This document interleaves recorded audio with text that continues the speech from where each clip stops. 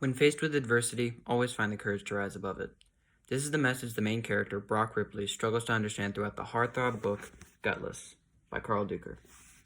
Brock Ripley, a soon-to-be freshman in high school, doesn't have many friends. He had a few soccer friends who he occasionally hung out with, but nobody he shared a true bond with. That is, until he meets a boy by the name of Richie Fong. For some inexplicable reason, both of them seem to understand each other on a completely different level, and throughout Gutless, this kinship seems to flourish. Now, a scene from the book to, encompass this. After we signed up, Richie grabbed my forearm. I have to talk to you. I have to explain. Before I could object, he pulled me to a dark spot by a janitor's closet. His dark eyes bore into me. You remember me from the summer. I know you do. You were playing soccer, and I was with my parents, and then those idiots came along. I sort of remember, I said. You ate lunch, right? My dad is not a bad man. Why would I think anything bad about your dad? I protested. I don't even know your dad. I didn't notice anything. You don't have to explain. He ignored me, his words rushing out. My mom has cancer. When she won't eat, my dad screams at her because he's afraid she's going to die. Behind us, food trays clattered as they were dumped into busing bins. Voices shouted back and forth across the room. Some teacher was making an announcement with a bullhorn. We are going to be friends, he said. You and me, so you need to know. How will Brock and Richie's friendship evolve as the book progresses? To find out, you'll have to read Gutless.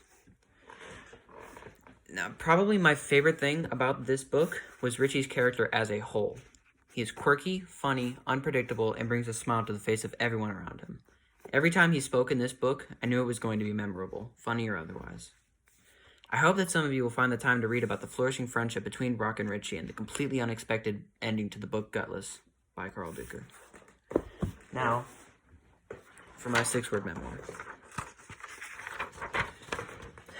I use the words, courage comes down to one moment.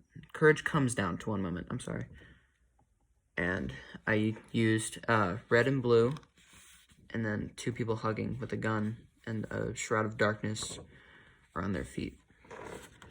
The words, courage comes down to one moment, represent Brock's struggle with being courageous, both in football and in real life.